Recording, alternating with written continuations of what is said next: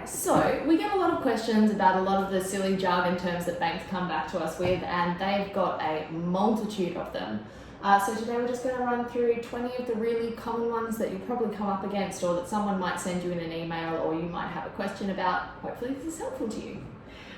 And hopefully I'll know them all, because much like all of you guys reading and watching this, I'm not a banker, and so I know actually sometimes when some of the more experienced bank brains in the office start using some of these, I'm like, what does that mean? So let's see if Lucy can trip me up on some of these. There's one that I'm certain is not a real word, so I'm looking forward to when we get to that. Alright, so let's start off easy. Kirsty, what's borrowing capacity? Oh, well, that's a nice easy one. I thought you were going to start off with UTI or something like that. That is not a banking term. Okay. Not a banking term. Alright, so borrowing capacity, and sometimes we might use the word servicing instead of that. That is number 3 on the list. We're not too often one go. It just means how much you can borrow, and it's money in, money out. Basically, it's your circumstances, and pretty much confusingly, your borrowing capacity will be different with nearly every bank on our panel. But that's our job. That's one of the things we look at in conjunction with rate, in conjunction with your deposit, to figure out which lender to recommend to you. Absolutely. And speaking of when it goes to the bank, in terms of the bank, what's an assessor? An assessor is a banker who is sitting behind the scenes and who is deciding whether or not to approve your application. So we both love and hate assessors at different times. We have favourite ones. If you're an assessor and you're watching this, we love you. But so if you don't agree with us, there might be times, where we're very much hating the outcome. But basically, an assessor's job is to interpret the bank's policy and decide whether your deal is a good risk for the bank, and to check our work and make sure that they agree with all that we've sent through to them. So the assessor is the person who's making the decision basically at the bank, sometimes called a credit assessor as well. Yeah, fantastic. So with those first 2 points in mind, point number 3, if we came back to a client on an email and said, hey, the assessor has come back to you with some questions around your servicing, what's that going to mean for the client? That means the person at the bank is wondering, can you afford this home loan, basically? Yeah, cool. So give me the rundown. What is LMI? Is that like large moose index, or? I wish. LMI is Lender's Mortgage Insurance, and we've done a whole other blog on our website, so you can just search LMI and you'll get that below on this side as well. Nice. But basically it's a risk premium charged by the lender, usually if you're borrowing more than 80% of a property's value. So if you're buying a $500,000 property and you need a loan greater than $400,000, 80% of the value of the property, often the banks will charge a risk premium because it's a higher risk deal, and that will be what's called Lender's Mortgage Insurance. The key thing to remember is Lender's Mortgage Insurance protects the lender. It's paid by the borrower, but it protects the lender. So it's a key one. But watch that other blog if you want to hear me drone on about it for a good 5-10 minutes on that one. I think it's very helpful. What about cashbacks or rebates? What do they actually mean? Well, at the moment, the banks are fiercely competing for business, and so some of the lenders, some of the time with various conditions involved, will offer a cashback or a refinance, typically for an established home loan, not always, but to try and incentivize you to come over to them. And when you move lenders, there are costs involved, and so that cashback can go towards covering those costs, and sometimes as well there is some extra cash in your pocket at the end of the day. Typically speaking, there's time frames, there's conditions, and the banks have usually up to like 90 days after settlement to pay that through to you. Yeah, so it's not instant free money, but it can be a really helpful thing when considering a refinance. Yeah, cool. It's not a reason to refinance though. It's not something that we go out and chase. It's more if all of the other ducks are in a row and it can help cover some costs, wonderful. Yeah, absolutely. So talk me through VOI. Every bank does it differently, and we're going to ask for it a few different ways if you're doing an application with us, so we're sorry in advance. But VOI can be great if every bank did everything the same way. It would be so nice if we could use one system for everything. That would make me happy. So VOI, or VOI, as I like to pronounce it in my inside, is verification. The VOI that we need is verification of identity. So it's basically how the bank prove that you are who we say you are. So we have to verify your identity through checking your identification, through a face-to-face or Zoom identification, but then often banks will have other verification that we need to do as well. It's basically so that they are making sure that if they're giving a home loan, it's to the right person and that person's being correctly identified. And some banks are more frustrating than others. Some banks are. All right. Run me through what's offset. What is an offset? What does offsetting even mean? Cool. So another blog on the website, which Lucy can link to, we'll talk about this as well in great detail, but in really simple terms, an offset account, like if we imagine that this cup here is your home loan, if Lucy holds up their cup as well, if this is your offset account, it's like a savings account that sits right next to your home loan, but instead of you earning any interest on money that's in this account, it's like it's in this home loan. So if my home loan was $400,000 and I had $20,000 sitting in my offset account, I'd only pay interest on $380,000. Now, if this was not an offset account, I might be earning interest on that $20,000, but it would not offset my home loan. So that's the simple sort of difference there between them. And coffee does not offset anything. That's a lie. That's not a finance term. Coffee offsets a lot of things. What about redraw then? So isn't that just like the same thing? I love that people are getting so much more financially aware and talking about things, and that's a really, really common mistake, that people do think they're the same thing, or they think they've got money in their offset when it's sitting in their home loan.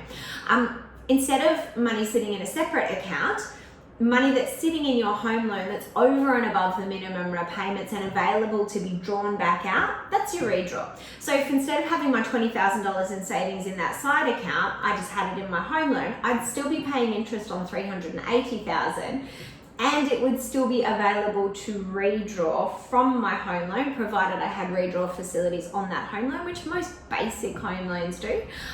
It's just not an offset account, it's in redraw. Yeah, excellent. What's a rate lock? And how can I lock a rate? And why is my rate not always locked? I wish that all rates were locked over this past year while we've seen all these rate rises. So a rate lock refers to a fixed rate. There's going to be so many of these we can link to other blogs on. But basically, when you submit a fixed loan application, oftentimes the bank don't confirm that fixed rate until the home loan has been approved and settled.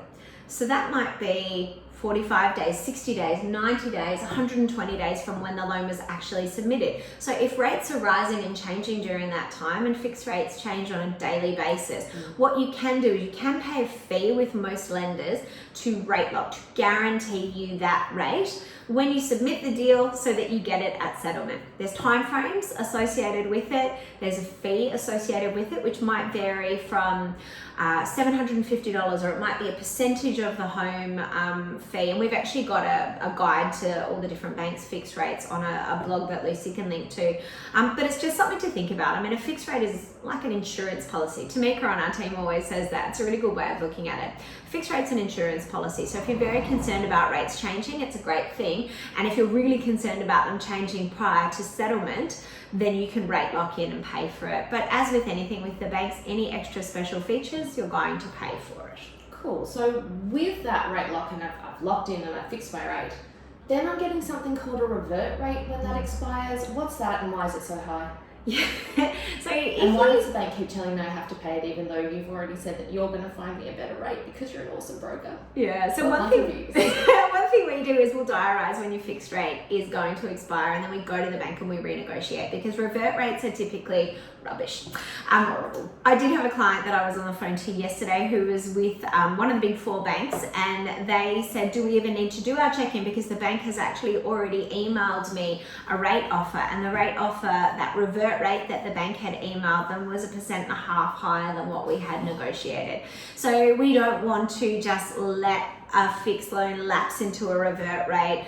Often it reverts back to the bank's standard variable rates, which we're able to negotiate discounts off. So a revert rate is just simply that, what it will revert to after the fixed rate. But one of the perks of having a broker is that we're checking in and we're making sure that that rate is as sharp as it can be. If we need to go to the bank, negotiate, kick, scream, punch a few walls, we're doing that behind the scenes. Sometimes we're doing it so hard that Lucy might check an inbox email from a bank who are very concerned at how hard I'm actually fighting for existing clients' rates. They were a little bit stroppy at me this week, weren't they? Yeah, but look, at the end of the day, it's all about making sure that we've got a good relationship for our clients with the bank, and that's what we're protecting with that relationship too.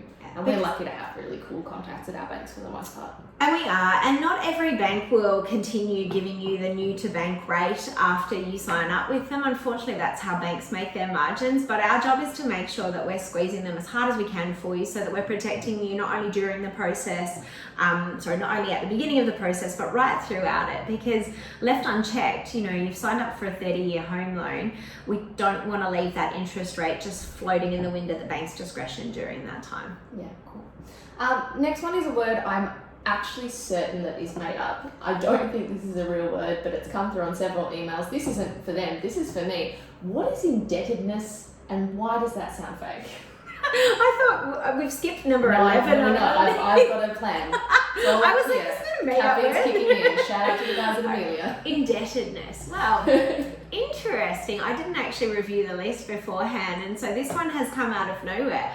I mean, indebtedness, I guess from a grammatical perspective, can mean a feeling of being in debt to someone. So, you might do something lovely for me and I then may feel indebted to repay it. From a bank's perspective, I would guess that it just would mean, who you owe your debt to. But there you go, that one has It was just a me. weird thing that came through from an assessor. Every now and then, assessors will send interesting things though. Like we do get some very, very interesting requests from assessors. So that could have just been one of them getting excited about using a 20-point Scrabble word. I would beat my mother at Scrabble with that word. And Sandra, if you're watching this, watch out. All right, rapid fire. We're going to do some really fun acronyms. So let's start with RBA. Reserve Bank of Australia. What do they do? Oh, they just make us sad at the moment. They're the ones deciding fundamentally if the cash rate's going up and therefore the interest rates are going up. They're doing it with our best interest in mind, but at the moment what most people think of with the RBA is the sadness every time a rate comes through. Yeah. AIP. Ooh, approval in principle. So sometimes we refer to them, I like to avoid jargon wherever possible, so I like to refer to them as a pre-approval, getting you ready in principle to go and purchase or, do something that you want to do. But yes, approval in principle. HEM. H-E-M. HEM. So HEM is the minimum living expenses, but what does it stand for? Housing, economic, Household expenditure minimum. There you go. See, I didn't even know I could have made that up. I There's think someone called it something different the other day. I'm not a broker yet. So basically, it's just what the minimum living expenses are for a household of your size. So it might be single person living in Launceston. That's going to have very different minimum living expenses to 2 adults, 3 children living in Sydney. Also HEM is based on your income as well. So what the banks tend to know is that the more you earn, the more you spend. And That's so, okay. yeah, if you earn 3 times as much as another application, your minimum living expenses, according to the bank, will actually be higher as well, regardless of whether you are a thrifty, nifty person or not. Having said that, if you are going through an application with the bank, please still try and keep your expenses low if you're preparing to buy a house. LVR. Loan to value ratio. So before, when I mentioned LMI, I spoke about borrowing under 80% of a home's value or above 80%. So that's the LVR, loan to value ratio. The easiest way to work it out is just to divide the loan by the value of the property, and that will get you your loan to value ratio. Generally, below 80% is considered low risk. What we've seen a lot more of lately though is the bank's pricing as far as interest rates go for really, really low risk. So under 60%, under 50% are getting even cheaper interest rates at the moment, which is kind of indicative of the times. A lot of markets in Australia at the moment, values have actually fallen in the past 12 months. So the banks are incentivizing, those deals that have really, really low sort of loan to value ratios or LVRs. On that note, if any of my team ever use LVR with you, just give them a slap around, because there's no point using these 3-letter acronyms because they mean something to us, but I would love for our communication to be able to be read and understood by everyone, not just someone, you know, who's worked in a mortgage broking office or has a banking background. Yep. And with that in mind, DTI. It sounds naughty every time I see it, and I have a little chuckle, and that's how I get through my day.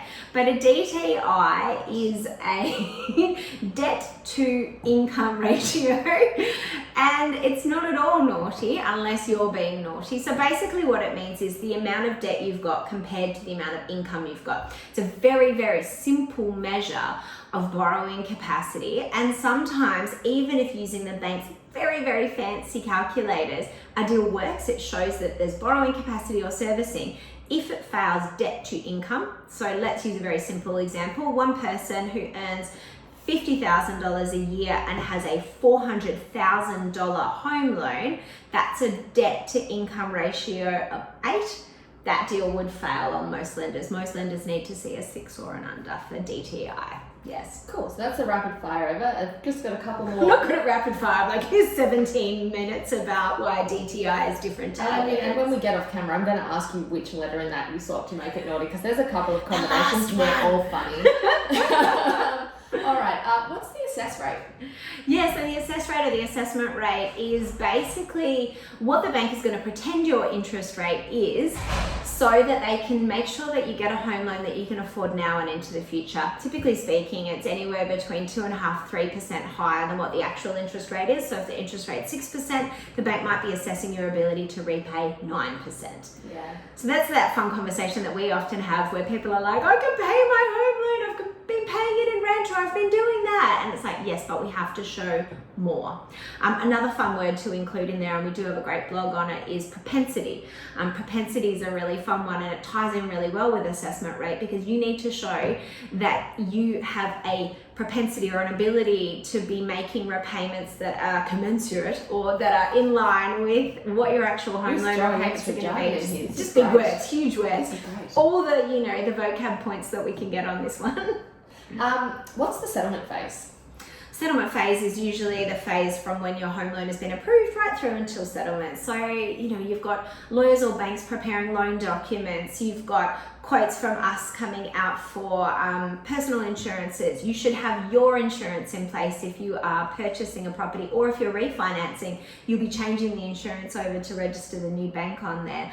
And then basically it's the solicitors getting together if they're involved and just getting the title changed over from who you're purchasing from into your name, or getting the mortgage registered from one bank to another in the refinance phase. So there's actually a lot that goes on in that phase. It's just one of many phases within there, but there's tons of moving parts to it. Yeah, excellent. And then just a couple of quick ones to finish off. When we talk to clients about their liabilities... Children. No, I'm joking. I was going to say fast cars. Yes. And, you know, too much wine. But you tell me what a bank will consider a liability. I mean, it's basically just anything that's going to pull down your borrowing capacity. We're talking about debts. We're talking Afterpay, Zip Pay, Hex debt, personal loans, credit cards, buy now, pay later schemes, anything along those lines that does actually... Also children. Yeah, I mean, children do lower your servicing capacity. They're marginally harder to remove than, say, an Afterpay facility. So we would probably recommend attacking that beforehand. But yeah, liabilities are your debts. Cool. And then last but not least, when we're talking to clients about where we think a bank's going to be a good fit for them, what do we mean when we say policy? So it'd be great if every client that we worked with was what we like to call sometimes in the office here vanilla. A vanilla client is a client that could get approved at any bank at any time for any reason. I am not vanilla, you are not vanilla. Nobody, you know, 90% of us are not vanilla. And to the point where I've got good borrowing capacity, but I was sitting in a lender presentation the other day thinking, oh, maybe I'll do a deal for myself here, and then realised that being self-employed, I did not meet their policy. That is a bank that will not take self-employed income. So that was a big no to me. So had I just been a member of the public and seen this bank online and liked their cash back and went for an application, I would have been declined because I don't meet policy. So sometimes policy relates to length of employment, sometimes there's weird little policies out there that you don't even know about until you actually go to a bank, talk about them. But the big ones are usually related to income and employment. Sometimes it can just be the appetite of the bank at the time, which is hard to explain to someone. Yeah, I know, appetite, the bank's appetite. But I mean, basically a bank is agreeing to loan you out money, and they have to be really confident that it's going to come back to them. It's not always straightforward what that policy is going to be. It might be where your property is, it might be the zoning of the property. That's our job, that's our fun job, it's to figure out where a deal fits. And so I love when people always say like, oh, you know, there's a cheaper interest rate over here. Well, the cheapest interest rate in the world is not going to do you any good if your home loan's not approved. First we've got to think, where do we meet policy? Where are we going to get approved? Then we're looking at speed, timeframes, you know, interest rates, how good that bank is going to be long term. It's juggling with far more balls than I'm able to juggle with in real life. That's why you've got a whole team, and you can just keep throwing them to us, and we'll just hopefully never drop them. And sometimes I'll do that. Sometimes I'll be like, here's a really curly one. I need you to go to these 17 different banks and ask them about policy. Because again, no point putting a deal in for an amazing interest rate if it's not going to be approved. Yeah. Excellent. Well, that's all of my jargon terms that I have for now. If you're watching this video and you have got an email from us or another broker or a bank or a friend and you have no idea what they're talking about, feel free to drop a comment or send us an email to team@uploans.com.au, and we will do our best to answer all of your jargon questions at any time. All right.